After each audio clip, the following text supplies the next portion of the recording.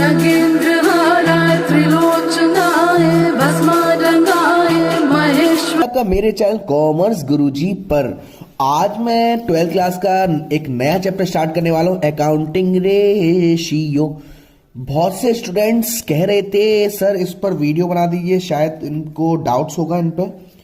तो चलिए accounting ratio भी कर लेते हैं ताकि आपके जो अकाउंटिंग रेशियो के क्वेश्चन आए उस पर आपके नंबर आपके पक्के। तो स्टूडेंट्स, मैं आप लोगों को एक गलती नहीं करने दूंगा। वो गलती क्या कि बहुत से स्टूडेंट क्या करते हैं कि डायरेक्टली आपने ये चैप्टर उठाया और पहुंच गए करंट रेशियो से स्टार्ट करने। आज मैं इस वीडियो में आपको वो कुछ बेसिक फॉर्मूला बताने वाला हूं कि आपसे उस पर पूरी अकाउंटिंग रेशियो में क्वेश्चन तो नहीं पूछा जाएगा कि साहब ये निकाल के बताओ, लेकिन अकाउंटिंग रेशियो के जितने भी क्वेश्चन हैं उसके बिना होंगे भी नहीं। तो एक एक करके पहले उनको जान लेते हैं ताकि अकाउंटिंग रेशियो के नंबर आपके पक्के हो जाएं। सबसे पहला समझते हैं। देखो, बैलेंस शीट के बारे में आपको पता ही है। बैलेंस शीट में आपकी दो साइड होती है, ये आपकी लायबिलिटी साइड, ये आपकी एसेट साइड। लायबिलिटी का क्या होता है कि कैपिटल प्लस टोटल लायबिलिटी, ठीक है ना। लायबिलिटी में क्या होता है, कैपिटल प्लस टोटल लायबिलिटी, यानी कि जितनी भी लायबिलिटी हैं। और एसेट्स में क्या होता है, एसेट्स में तो भाई टोटल एसेट्स होती हैं, है ना। यानी कि एक फॉर्मूला यहां पे क्या निकला कि total assets is equal to capital plus total liability. एक और फॉर्मूला यहां बन सकता है, capital is equal to total assets minus total liability, है ना। समझ रहे हो ना। एक और फॉर्मूला निकल सकता है टोटल लायबिलिटी, ये यहां आ जाएगा माइनस। तो अब आपने यहां तीन फॉर्मूले देखे, एक बार फिर समझिए। बैलेंस शीट में हमारा क्या होता है, कैपिटल प्लस टोटल लायबिलिटी। तो एक और एसेट्स में क्या होता है, टोटल एसेट्स। तो एक फॉर्मूला यहां पे बना, total asset is equal to capital plus total liability, जो कि यहां है। स्टूडेंट्स, क्योंकि आप लोग इस चैप्टर को कर रहे हो, ये कंपनी की बात हो रही है, तो यहां पर जो कैपिटल है हम उसे शेयर होल्डर फंड के नाम से जानेंगे। शेयर होल्डर फंड्स, यानी कि फॉर्मूला क्या हुआ, total assets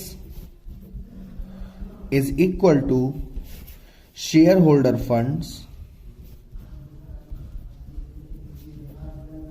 plus total liability. ये तो हो गया हमारा पहला फॉर्मूला। ध्यान से समझ लीजिए इसको।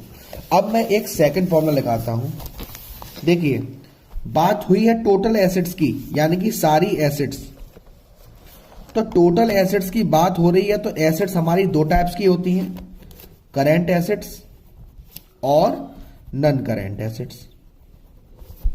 तो एक नया फॉर्मूला हमें क्या मिल गया, total assets equal to current assets plus non current assets. Current assets कौन सी होती है, जिन्हें हम एक साल के अंदर कैश में कन्वर्ट कर दें। एग्जाम्पल है आपका स्टॉक है, डेटर्स हैं, बीआर है, शॉर्ट टर्म में किसी को एडवांस दिया है। नॉन करेंट एसेट कौन से होते हैं, जो लंबे समय तक के लिए होते हैं, घर है, लैंड है, बिल्डिंग है, प्लांट है, ठीक है ना। तो दूसरा फॉर्मूला क्या हो गया, total assets equal to current assets plus non current assets. ये दूसरा फॉर्मूला, ध्यान से समझना। अब लायबिलिटी में देखो एक चीज और है, टोटल लायबिलिटी। जैसा मैं आपसे बात किया टोटल एसेट्स, तो यहां पर हम बात करेंगे टोटल लायबिलिटी। अब जब टोटल एसेट्स दो टाइप की हैं, तो टोटल लायबिलिटी भी दो टाइप की होती हैं, एक तो करेंट लायबिलिटी और एक non current liability. Current liability जो आपको एक साल के अंदर ही अंदर पेड करनी है, और ये हमारे लंबे समय की नॉन करेंट लायबिलिटी। तो फॉर्मूला क्या हुआ, total liability equal to current liability plus non current liability. लेकिन एक छोटी सी चीज आपको समझनी है, लायबिलिटीज को हम इस चैप्टर में डेप्ट कहते हैं, टोटल डेप्ट। तो अगर मैं इस फॉर्मूले को चेंज कर दूं तो total dept equal to current dept plus non current डेप्ट, बात समझना। टोटल लायबिलिटी को डेब्ट कहते हैं। तो अगर मैं फॉर्मूला चेंज कर दूं तो टोटल डेब्ट इक्वल टू करेंट डेब्ट प्लस नन करेंट डेब्ट। लेकिन अगर सिर्फ डेब्ट की बात होती है तो वहां आता है नन करेंट डेब्ट या फिर लंबे समय का कर्जा। छोटी सी चीज थोड़ा ध्यान से समझना, क्वेश्चन में अगर सिर्फ कह रहा है डेब्ट, पहले मैं समझा दूं टोटल डेब्ट का मतलब क्या है। टोटल डेब्ट हम किसे कहते हैं, टोटल लायबिलिटीज को। लेकिन अगर क्वेश्चन में आपसे सिर्फ डेब्ट कह रहा है तो डेब्ट का मतलब होता है हमारा लॉन्ग टर्म लायबिलिटीज, लंबे समय का कर्जा। अगर क्वेश्चन में आपको सिर्फ डेब्ट की बात कर रहा है तो यानी कि इसका मतलब क्या है, लंबे समय का कर्जा, लॉन्ग टर्म लायबिलिटीज। तो अगर आपसे क्वेश्चन में आता है टोटल डेब्ट तो हम दोनों को जोड़ देंगे, करेंट डेब्ट और नन करेंट डेब्ट। लेकिन क्वेश्चन में अगर सिर्फ डेब्ट लिखा हुआ है, डेब्ट का मतलब क्या होता है, नन करेंट डेब्ट या फिर लंबे समय का कर्जा। तो डेब्ट is equal to long term liability. फॉर्मूले और हैं, एक होता है आपका, जैसे कि आपको मालूम होगा, वर्किंग कैपिटल। तो वर्किंग कैपिटल हमारा कैसे निकलता है, current assets minus current liability. इसमें तो हमें कोई डाउट ही नहीं है। वर्किंग कैपिटल अगर हमसे पूछा जाए तो हमारी current assets minus current liability. एक लास्ट फॉर्मूला मैं आपको थोड़ा और समझाना चाहूंगा। अभी मैंने शुरुआत में आपको बताया था कैपिटल या कैपिटल एम्प्लॉयड, लिख लेता हूं मैं। कैपिटल एम्प्लॉयड का फॉर्मूला भी था मैंने, total assets minus total liabilities. एक मैंने अभी फॉर्मूला लिखाया था आपको कैपिटल निकालने का, total assets minus total liability. अब आप जरा एक चीज सोचिए आप, टोटल एसेट्स का फॉर्मूला क्या था। जब मैंने शुरुआत में आपको लिखा था तो टोटल एसेट्स का फॉर्मूला क्या था, capital plus total liability.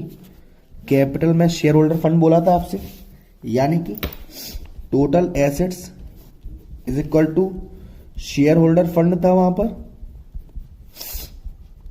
Share holder fund है ना। टोटल लायबिलिटी में तो दोनों आ जाती हैं, करेंट लायबिलिटी भी और नॉन करेंट लायबिलिटी भी, है ना। तो अब मैं अगर इस फॉर्मूले को यहां पुट कर दूं, जरा एज्यूम करना, शेयर होल्डर फंड, ठीक है, शेयर होल्डर फंड। और टोटल लायबिलिटी में दोनों लायबिलिटी हैं, करेंट लायबिलिटी भी और नन करेंट लायबिलिटी।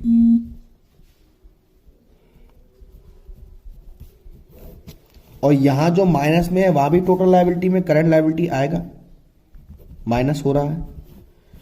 तो ये और ये यहां कैंसिल हुए, तो एक नया फॉर्मूला क्या जनरेट होगा, share holder funds plus non current liability.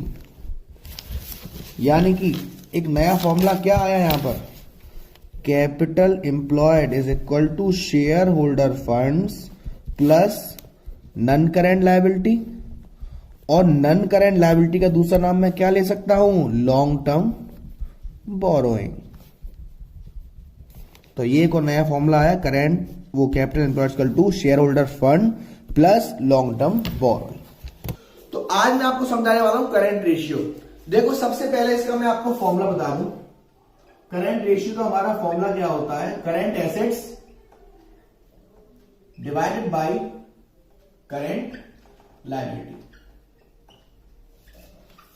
Current assets divide by current liability मतलब क्या हुआ, करंट रेशियो होता क्या है, यानी कि फर्म ने जितने भी छोटे टाइम के कर्जे चांद पर ले रखे हैं, फर्म ने जितने भी छोटे टाइम के कर्जे चांद पर ले रखे हैं उसको पेड करने में कितनी सक्षम है, ये निकालने के लिए हम क्या बनाते हैं, करंट रेशियो। दोबारा समझेंगे, कंपनी ने छोटे टाइम के जो कर्जे चांद पे ले रखे हैं उसको पेड करने में कंपनी कितनी सक्षम है, ये निकालने के लिए हम करंट रेशियो बनाते हैं।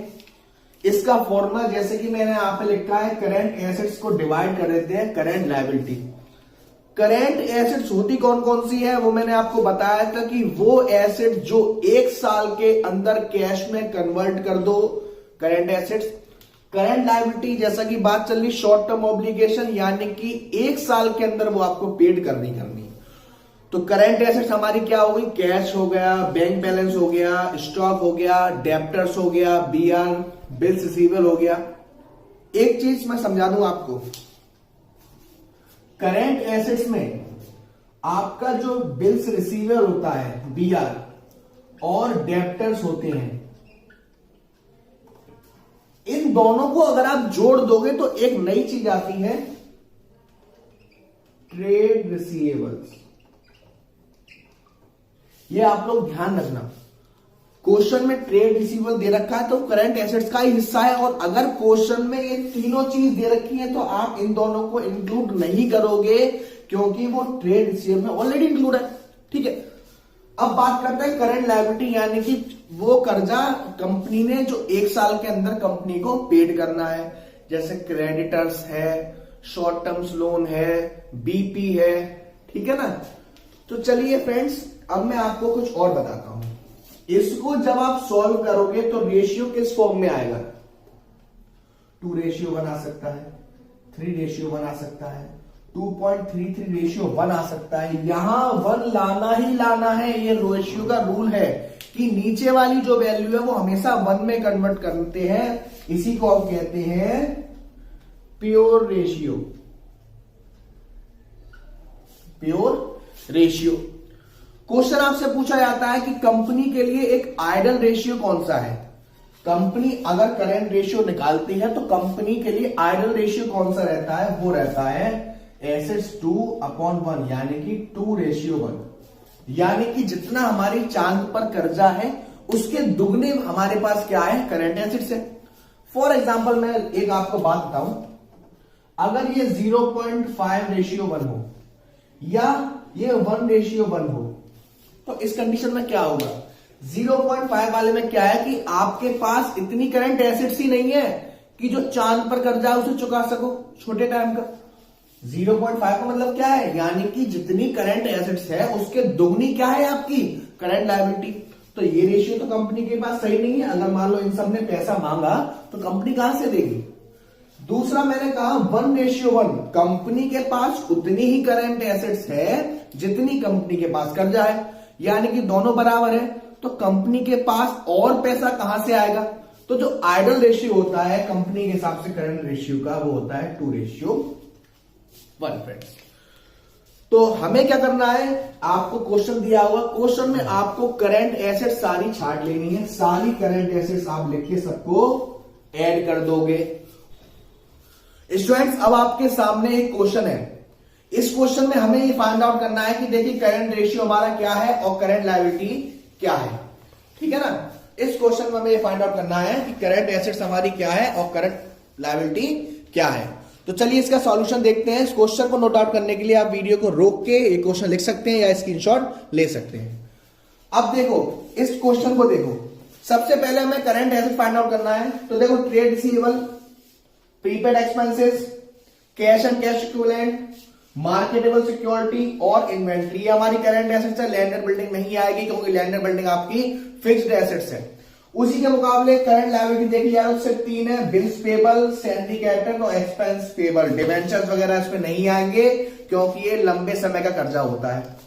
अब आपको इनकी वैल्यू को ऐड कर देना है और इसकी वैल्यू को ऐड कर देना है। जब मैं इन सबकी वैल्यू पुट करूंगा और जोड़ूंगा तो मेरा आएगा आंसर 4 लाख, और जब मैं इन सब की वैल्यू को जोड़ दूंगा तो आएगा 2 लाख। इन दोनों को करने के बाद मेरा आंसर आएगा 2 रेशियो 1, जो कि एक आइडल रेशियो है। तो फ्रेंड्स स्टूडेंट्स, आज की वीडियो में इतना ही। अगली वीडियो में हम कुछ और क्वेश्चन करते हैं और नेक्स्ट समझेंगे क्विक रेशियो। तब तक के लिए अगर आपको इस चैप्टर में कोई भी डाउट हो तो मुझसे इंग्लिश पूछ सकते हैं, कमेंट कर सकते हैं। Thank you so much. Like करें, शेयर करें, सब्सक्राइब करें।